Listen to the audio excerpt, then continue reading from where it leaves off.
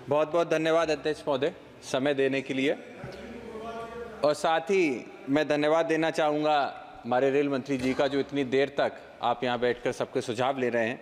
अध्यक्ष महोदय, मैं आपके माध्यम से मंत्री जी से कहना चाहूँगा कि मेरे लोकसभा क्षेत्र बदायूं के अंदर कई सारे हज़ारों की तादाद में ऐसे लोग रह रहे हैं जो खास करके दिल्ली एनसीआर के अंदर कई सारे व्यवसाय के अंदर हैं। चाहे हम टेक्सटाइल्स की बात कर लें, जीन्स और कपड़े की फैक्ट्रियों से लेकर जितनी भी रेडी की दुकानें होती हैं, वहाँ पे कहीं ना कहीं मूलतः बदायूं के लोग हैं।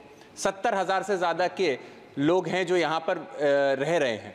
वहीं मैं आपसे आग्रह ये करना चाहता हूँ कि बदायूं से दिल्ली के लिए और दिल्ली से बदायूं के लिए एक रेल सेवा की मांग लगभग 10 से 15 सालों से की जा रही है।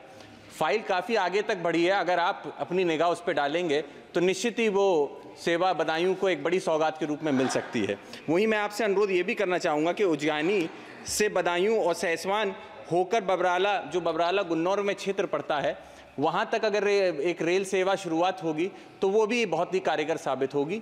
तीसरा और आखिरी बिंदु मेरा आपसे यही होगा कि एक रेल की सेवा बदायूं से, जो हमारे उत्तर प्रदेश की राजधानी है लखनऊ, और लखनऊ से वापस अगर चलेगी तो ये एक बहुत बड़ी सौगात होगी। साथ ही मैं आपसे अनुरोध ये भी करूँगा कि रेल के अंदर जो खाने का और पेंट्री का काम चलता है, उसमें जो पानी के रेल नीर जो आपने किया है वो सब्सिडाइज रेट पे पानी देता है पैसेंजर्स को। वहीं पे आपके यहाँ के जो कर्मचारी हैं, कई जगह पे देखा जाता है कि वो प्राइवेट कंपनीज के पानी को जो ज़्यादा रेट के होते हैं, मार्जिन के होते हैं, उनको बेचने का काम करते हैं। उस पर भी रोक अगर लगेगी तो निश्चित ही हमारे जो गरीब तबके के लोग हैं उनका फ़ायदा होगा। और अंत में यही कहूँगा कि मैं काफ़ी देर से आपको देख रहा था, कई समय पे आपने अपने कलम को उठा के, जो आपके सामने डायरी है उसमें पॉइंट्स को नोट किया है। अगर मैं नौजवान हूँ, एक आपका कई चीज़ें सीखने को मौका मिलेगा। अगर उस कलम को उठा के मेरी ये मांग है आप लिख लेंगे तो एक संतुष्टि दिल को भी हो जाएगी। सर बहुत बहुत धन्यवाद अध्यक्ष महोदय, बहुत बहुत धन्यवाद।